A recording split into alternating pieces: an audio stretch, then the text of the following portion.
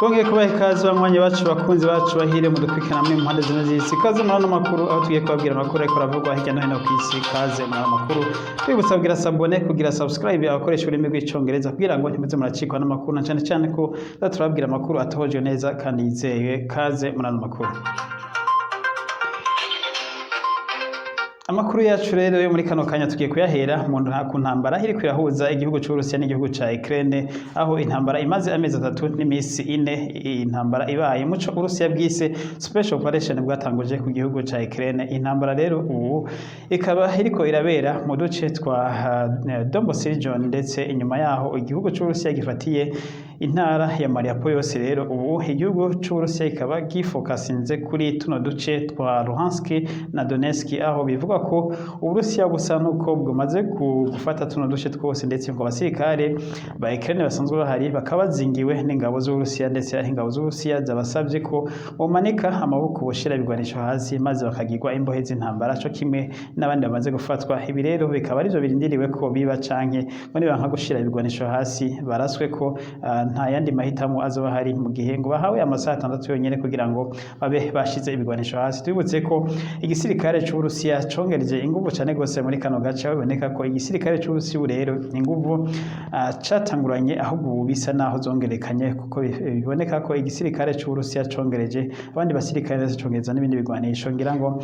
ubwa mbere Uburusiya bwari buciga ingene bwogira ino ntambara. Rero Uburusiya bikaba biboneka ko bwa bwaramaze gutora tagitike y'intambara uko buriko burayigwana. Uburusiya bikaboneka ko uriko bugenda butsinda kurusha uko bwatanguye bwa mbere. Ibi rero bikaba bisa naho bihangayikishije abasanzwe bafasha igihugu ca Ukraine y'abanyamerika ndetse n'abanyaburayi, aho bavuga ko ivyo Uburusiya buriko burakora muri kano gace ari nk'iyonyabwoko. Twibutse ko Uburusiya bumaze gusambura tuno duce twose ahabera intambara. Uburusiya bwarasambuye burundu, ndetse aho kubaka kuzoba ari nko gutangura azero.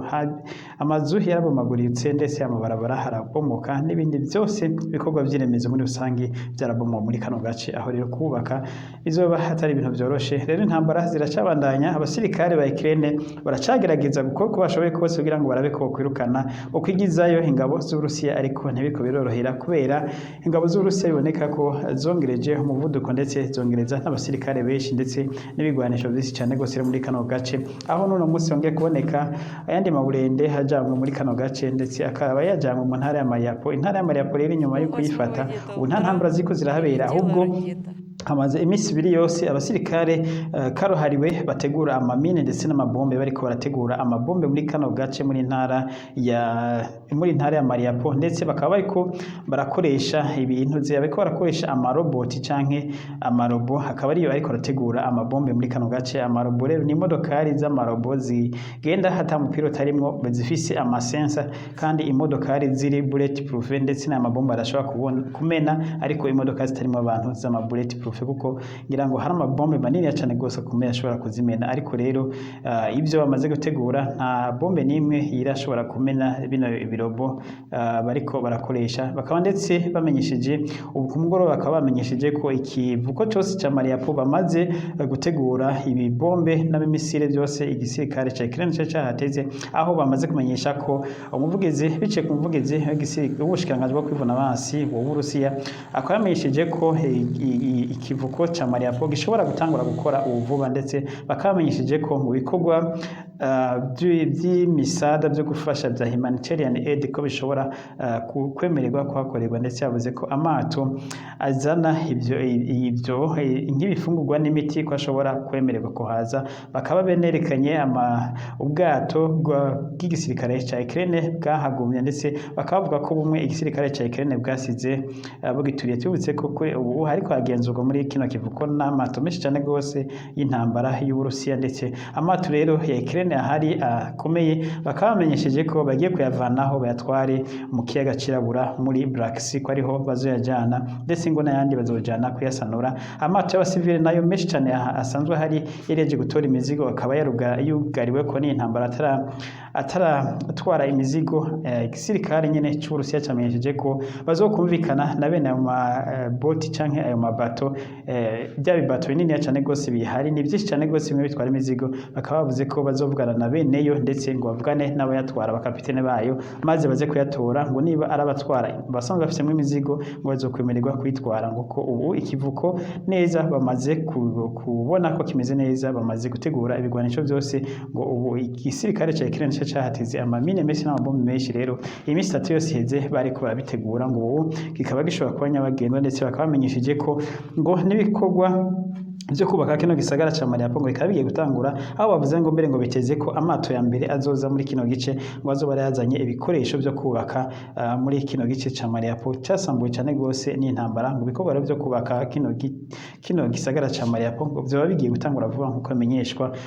no muvugizi w'ubushikiranganje bwo kwivuna basi w'igisirikare c'u Burusiya. Tukiri ngaho rero nyene tuvuga ivyo byo gutegura amabombe n'ubu nyene video bashize habona haberekanye ayo marobo ategura amamine ariko arazunguruka hirya no hino aho zageze ategura amabombe yatandukanye aho yatezwe tuzi rero kino gice ko ca Azovstal Steel Nuclear Power Plant carimo abasirikare benshi ba Ukraine bakaba barateze amabombe menshi cyane gose na cyane cyane ko bivuga ko hari abasirikare baba expert abasirikare ndetse bivuga ko harimo n'abanyamahanga kuko bano ntibari abasirikare basanzwe bari muri kinogo ca Azovstal Steel Nuclear Power Plant rero bari barateze imitego myinshi ariko rero ngo Urusiya bukaba bwashoboye gutegura itari mike no bukibandanya mu bindi bice gutegura imitego twese kano karere kose ko kuzuba ibigwanisho byahasutswe ku bwinshi cyane. Tuve ngaha rero muri kano gace tubona nyene nta makuru avuga ku Burusiya na Ukraine igihugu ca Ukraine n'ubuconge kumenyesha ko kitarota giheba agace na gatoya mu buce bwacu aho kivuga ko n'izi ntara za Mariupol ndetse na Luhansk na Donetsk Uburusiya bumaze gufata ko bagomba kuzigaruza vyanka vyakunda Perezida wa Ukraine Zelensky nubwo yamenyesheje ko atamahoro araboneka ngo Uburusiya butojya buryamire ngo bwarafashe ngo igihugu ca ngo bwarafashe intara za Ukraine ngo kuko abanya-Ukraine ngo batazokwemera ko Uburusiya bugumana igihugu cyabo ngo bakiriho ngo abanya-Ukraine ngo bararesista ngo bategerezwa kuzogwanira intara zabo ngo bazigarure akaba yongeye gusaba abafatanya bikorwa biwe Zelensky abamuha ibigwanisho ngo bongera bamuha ibigwanisho ngo cyane cyane bamuha ibigwanisho bikomeye cyane birutsa ivyo bamuhaye ngo kugira ngo yivune igihugu cy'Urusiya tubutse ko ngo bimaze kumenyekana ko igihugu cya Amerika coba caramuhaye y'amamisiri twavuze ko bari bamaze iminsi batinya kumuha amamisiri ashobora gutera kuva kuri metero 200 ndetse kushika kuri metero 500 amamisiri yitwa Harpoon na nama M23 artillery nayo nyene bakaba bari baraze kuyamuha ngo baba baramuhaye ngo kugira ngo kwera babona ko inguvu z'Uburusiya muri kano gace zabanyinshi cyane gose rero Uburusiya bwongereje ibikoresho byinshi gose bya gisirikare muri kano gace ndetse bikaboneka ko Uburusiya busa nuko intsinzi bifishe ntawuzi igihe ino ntambara izomara ariko nkuko biboneka abasesanguza bavuga ko iyi ntambara ishobora kumara igihe kinini cyane gose kurusha icyo abantu bose biteze mu gihe Uburusiya budashobora kwemera gutsindwa muri ntambara ndetse na Ukraine nayo ivuga ko idashobora guheba n'agace na kamwe nubwo ibiganiro byoba byo kuzana amahoro muri kano gace. Tukivuga nyene rero ivy'intambara ndetse ibijanye n'amakuru mu Burusiya inama nshingamateka yitwa Duma yo mu Burusiya uno munsi ikaba yatoye itegeko rishasha itegeko rero rikuraho imyaka yemewe kuja mu gisirikare ndetse n'imyaka iri limite kuba uri umusirikare ibi rero ngo bikaba babigize kugira ngo abasirikare abifuza bose kuja mu gisirikare cy'Uburusiya binjire yaba abatarakwiza ndetse imyaka yari sanzwe isabwa kuko barasanzwe ngo basabwa ko umuntu aba afise imyaka 20 nibura rero ubu ufise imyaka 18 akaba ashobora kwinjira mu gisirikare cy'Uburusiya ndetse imyaka nayo ngo yari itemewe kubandanya uri mu gisirikare yoba ngo yari 56 ariko rero ubu no kurenga kuri iyo myaka ikaba uzawemere kuba mu gisirikare ndetse no kwinjira muri ufise iyo myaka mu gisirikare cy'Uburusiya iri rero itangazo ry'itegeko rimaze gutorwa ryashikirijwe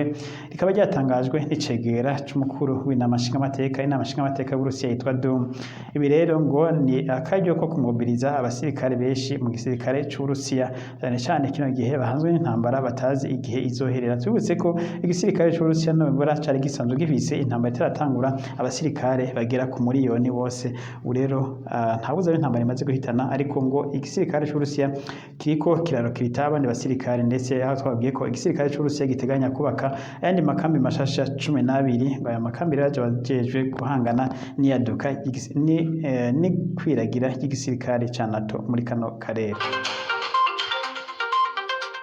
Tukiri nyene ku makuru yo ngaha mu Rusiya twarabwiye amakuru twatanze aheze